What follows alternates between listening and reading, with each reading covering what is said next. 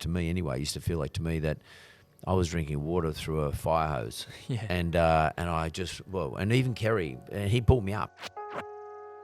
Lots of people out there are, be thinking themselves, I want to do a startup, or I'm in the middle of a startup, or I'm going to sell to someone overseas or locally.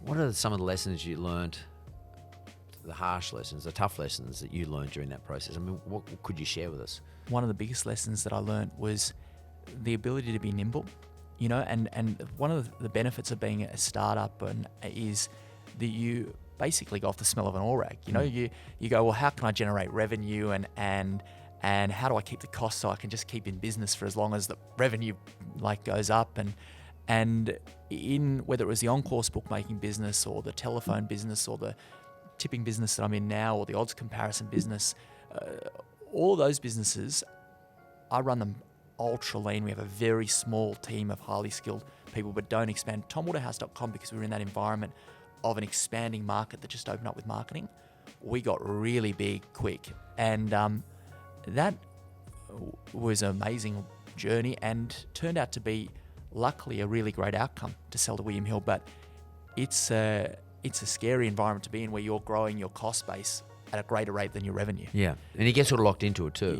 And it becomes, you sort of, to keep that growth going and to keep the business where you've got to keep spending. And it requires capital. Yeah, and we were very lucky to sell to William Hill and do that deal, because we bit off more than we could chew in many ways in terms of advertising spend for a business so small. And so at the start of the journey, we were trying to keep up with the likes of Tabcorp or Sportsbet or Ladbrokes. These are huge multinational billion-dollar companies, and we're like a small family operation just 18 months into the journey. It's an interesting thing, because the same thing happened with me and Kerry when we had the Wizard business. In the end, even Kerry, he said to me, we can't compete with the banks. We can't, we can't keep funding these businesses. The Wizard business got too big for us. Yeah. And too big for Kerry Packer at the time, when he was the richest man in Australia at the time. So it's, I think our listeners are going to understand, you've got to be careful what you wish for. You want to be really big and all that sort of stuff. When you get to that point, you've got to then make a decision.